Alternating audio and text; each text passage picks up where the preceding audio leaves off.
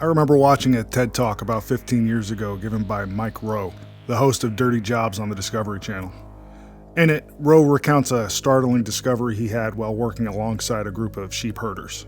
The specific job that day? Castrating lambs. He contrasts two methods. One was the approved method, sanctioned by the Humane Society, the SPCA, and PETA.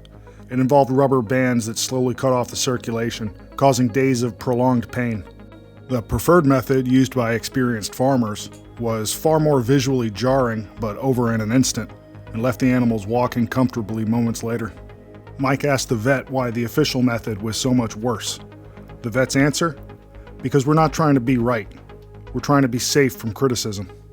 Rowe's takeaway was that our modern institutions, often led by credentialed experts with polished resumes and theoretical knowledge, can become disconnected from real-world wisdom. The official, sanitized process inflicted more suffering, while the raw, unsophisticated one was actually more humane. That lesson stuck with me. It crystallized the growing tension between bureaucracy and wisdom, between policies developed in conference rooms and the insights earned from years on the ground.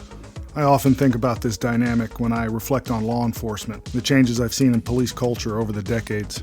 I've watched HR departments and administrative policymakers steadily encroach on the soul of police work, eroding the culture in ways that I believe are ultimately detrimental to both officers and the communities they serve. Let me be clear, yes, there are elements of police culture that have deservedly been challenged or discarded. Reform is not inherently bad, but what concerns me is our growing inability to distinguish between toxic habits and time-honored traditions that exist for good reason. In our rush to purify and professionalize the field, we've tossed out some babies with our bathwater, things that once formed the backbone of what makes an officer resilient, competent, and wise. For instance, think about the roll call tradition of asking the rookie to stand up and sing a song in front of the squad. On paper, it may look like hazing, but for decades, this harmless rite of passage helped young officers break through the shell of self-consciousness that can cripple decision-making under pressure. It was a simple way of saying, you will be embarrassed, you will feel vulnerable, you will survive. And that's a powerful message for somebody entering a profession where making a call under pressure could mean life or death. Think of the seasoned sergeant responding to a rookie's naive question with dry sarcasm.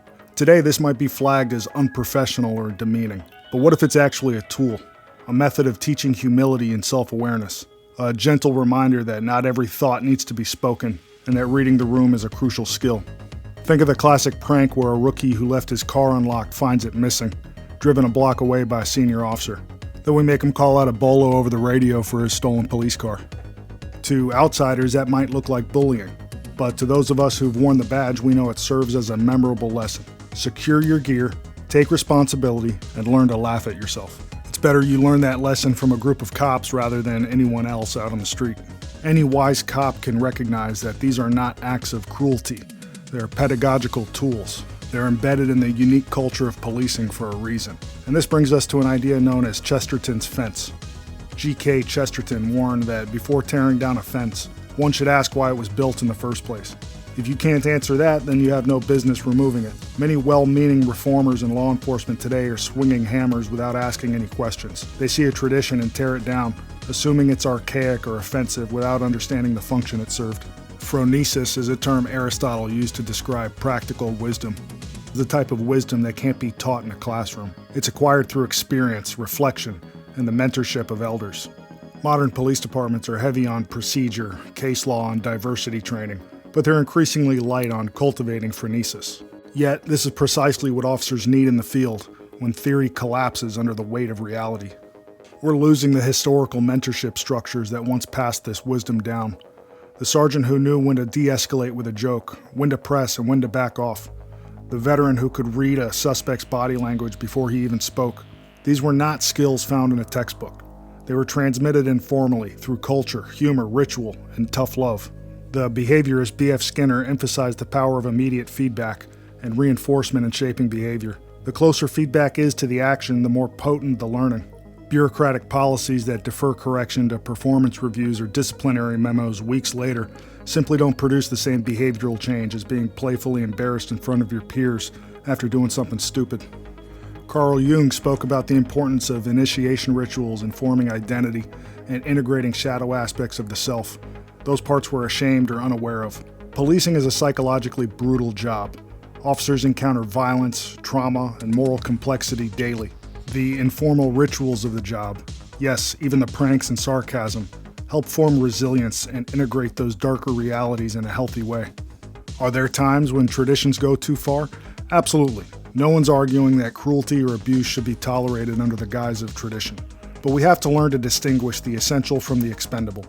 We must become cultural archaeologists, carefully brushing away the dust and debris to understand the structures beneath, not bulldozers leveling everything that looks unfamiliar or uncomfortable. There's a reason why many of the officers with the longest and most decorated careers are also the ones who revere the culture that raised them. They didn't just survive the job, they grew into it, became stewards of it. And when we lose that cultural transmission, we don't just lose a few jokes or quirky rituals.